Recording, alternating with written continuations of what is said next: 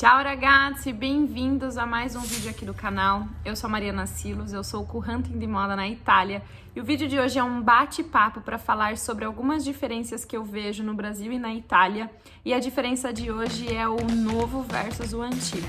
Vamos lá?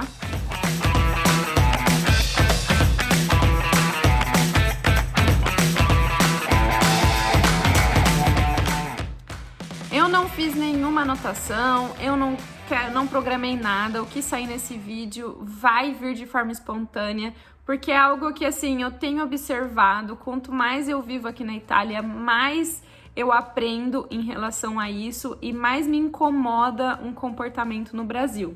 Se você me acompanha, sabe que eu sou defensora, assim, do Brasil, eu sou brasileira, assim, 100%, jamais falo mal do meu Brasil.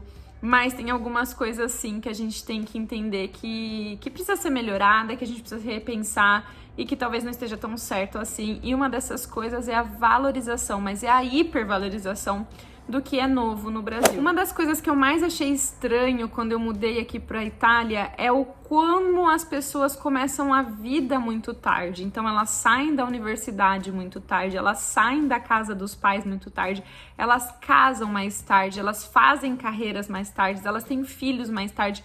Tudo acontece mais tarde. Aqui é normal uma pessoa casar e ter filho por volta dos 40 anos. Elas saem da universidade entre os 27 e 28, mas é comum sair da universidade aos 30 anos.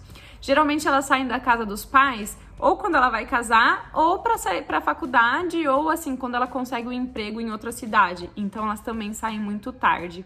E tudo isso implica em várias questões comportamentais deles enquanto sociedade. E o que eu vejo aqui na Itália é que tem uma valorização muito forte, muito rica com o que é tradicional e com as pessoas que têm experiência. Aqui é muito levado em consideração e é muito forte a questão da experiência conforme os anos vão passando, sabe? Então, se você é novo no mercado de trabalho, se você é novo na sua família, se você é novo em qualquer situação, você não é valorizado. A juventude aqui na Itália é até meio ruim, de uma certa forma, é a parte que não é tão boa, na minha opinião, mas ela não dá ouvido pro que é jovem, né? Pro que é novo, eles não querem ouvir. Se eles querem realmente uma avaliação, uma opinião que importa, eles vão sempre recorrer àquela pessoa que tem mais experiência. Isso é muito legal porque no mercado de trabalho, as pessoas que são mais velhas, elas são valorizadas e não descartadas, como acontece no Brasil, né? O Brasil já é o oposto. A gente parece que leva um pé na bunda, assim, pelo menos na minha realidade, tá, gente? Na realidade que eu vivi, nasci no interior de São Paulo, saí de casa aos 17 anos para fazer faculdade, nunca mais voltei, porque aí depois eu comecei a ficar fazendo minhas coisas. Então eu comecei a faculdade cedo, eu comecei meu primeiro emprego com 18 anos, né? Eu saí de casa com 17, enfim. Tudo acontece muito cedo. Talvez não seja a realidade de muita gente, mas eu acredito que sim, que no Brasil as pessoas começam a trabalhar muito cedo por necessidade mesmo, porque tem que sustentar, né? Tem que ter o dinheiro lá, já que a gente não tem muito apoio financeiro do Estado, como é aqui. Então, no Brasil, tem essa hipervalorização do que é novo, né? E assim, eu fico cada vez mais, quanto mais eu vivo na Itália, mais eu fico indignada, porque quantas vezes, assim, no LinkedIn eu vejo pessoas que perdem o emprego depois dos 35 anos, perto do 40, e quem tem mais que isso aí, então, olha, coitados, eles ficam desesperados, porque a reinserção no mercado de trabalho é muito difícil para as pessoas mais velhas, é como se eles não tivessem mais valor, né? Enquanto que aqui na Itália é completamente o contrário. As pessoas que têm mais idade, elas são levadas em consideração como expertise, sabe? Elas são experientes naquilo, elas têm para oferecer. E obviamente que esses dois pontos têm um lado negativo e o lado positivo. Aqui na Itália, o lado negativo é exatamente esse, que eles acabam se fechando para tudo que é novo, tudo que tem relação com juventude, com inovação, com essa euforia é visto como algo negativo. E consequência disso é que o país ele fica muito para trás em relação à tecnologia, em relação a inovações, em relação à Itália, não sei, às vezes parece que ela parou um pouquinho no tempo, ou ela tá bem atrasada em certas inovações aí que a gente já tá considerando obsoleta e já tá indo pro museu e eles estão começando a colocar agora, sabe? Então esse é o ponto negativo de não valorizar o novo, e a juventude ela tem voz, os jovens eles são importantes, as pessoas elas têm sim que ter opinião, elas têm sim que ter um espaço no mercado de trabalho, elas têm sim que ter espaço na sociedade, né, porque é importante esse equilíbrio. Então acontece que aqui a balança fica mais para a experiência e menos para a juventude e acaba não inovando, né, mas tem muita experiência, tem muita... É muito rico, sabe, em tudo, em como fazer, na história. Agora no Brasil, o ponto negativo, né, de sempre ter a juventude lá em cima é que acaba excluindo a experiência que essas pessoas trazem, né?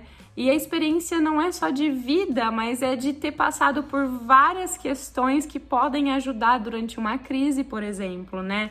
Ou de ver situações de uma forma e fazer muito mais prática aquilo. E aí a balança no Brasil é o oposto, ela tá muito valorizando o que é novo e desvalorizando o que é mais antigo.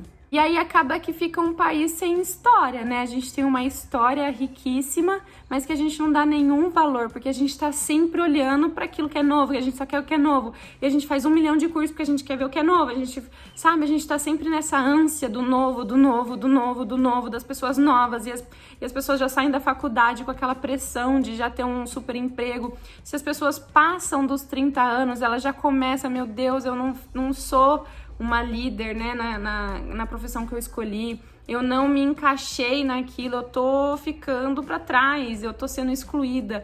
Uma mulher, principalmente no mercado de trabalho, depois dos 40 anos, é muito difícil ela conseguir se reinserir de novo, ainda mais se ela tiver filho. Para homem também não é muito diferente, né? Porque a gente olha a experiência como algo negativo, ultrapassado, e a gente só quer aquilo que é novo. Então esse é o lado positivo, né? Mas também o lado negativo, desculpa. O lado positivo é que a gente está muito aberto às inovações, né? E a gente acaba se renovando várias vezes, a gente não fica para trás, né? Então eu vejo muitas questões que aqui na Itália podiam ser melhoradas se tivesse, né, essa visão do novo que no Brasil tem. E aí eu achei muito legal falar disso, sabe por quê?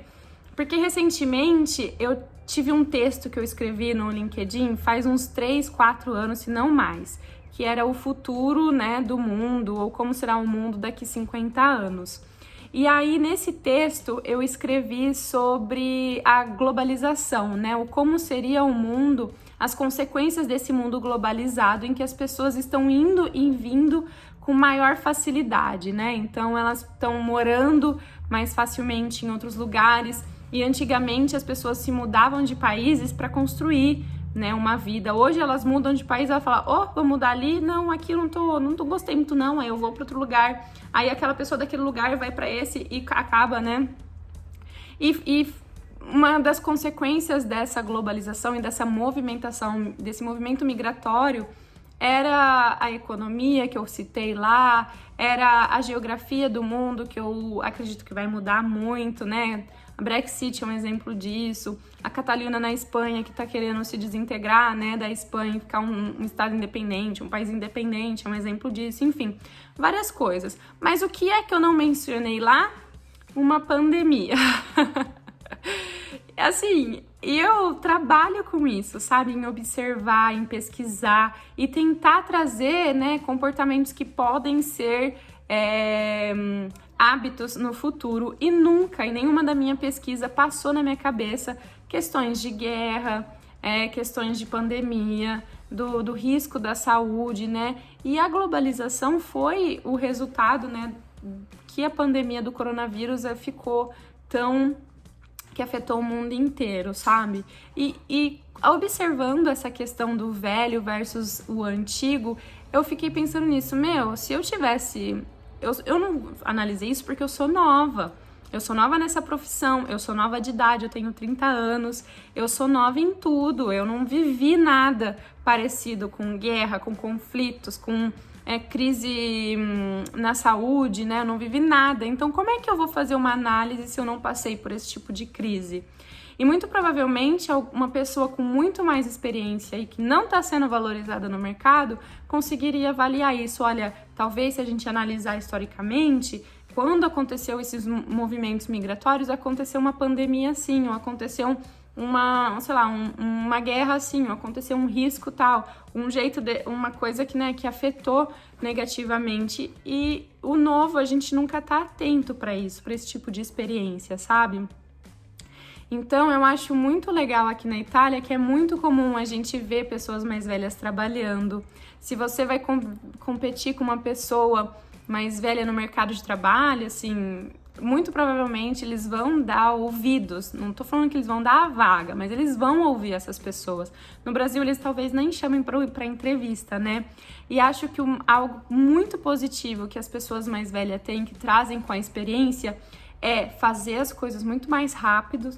Eles não têm a prática da internet, é verdade. Isso acaba deixando o jeito que eles fazem um pouquinho mais lento, mas isso não significa que eles não sejam rápidos em resolver problemas, porque eles já passaram por várias situações, eles já viram momentos de crises, eles já passaram por momentos econômicos dificilíssimos, né? Como foi no início da década de 90, quando a gente mudou para o real. Então, as pessoas mais velhas, elas têm experiência de mercado, elas sabem como lidar com situações que o novo não sabe, que as pessoas novas não têm como saber, porque a gente não viveu isso historicamente, economicamente, politicamente e socialmente falando, sabe?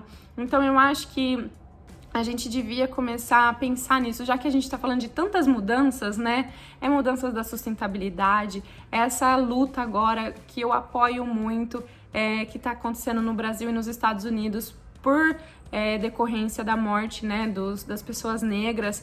Então a gente está debatendo muita coisa e eu tenho certeza que a gente precisa falar sobre a questão do velho versus o antigo da nossa sociedade, porque a gente valoriza demais quem é novo e descarta muito quem é experiente, e a gente tem que ter um equilíbrio, né? Eu acho que o resultado do sucesso sempre é ter um equilíbrio, né? Então eu fico assim conformada ainda quando no Brasil uma pessoa de 23 anos já vira chefe, né? Não, eu tenho certeza que ela tem um potencial enorme para fazer aquilo, mas olha o tanto que ela poderia aprender fazendo em outras coisas, né? Não tô tirando mérito, eu só acho que a hipervalorização às vezes é um pouquinho exagerada e ela é muito cruel com as pessoas que têm experiência, que ainda estão aí para trabalhar e que podem ajudar muito.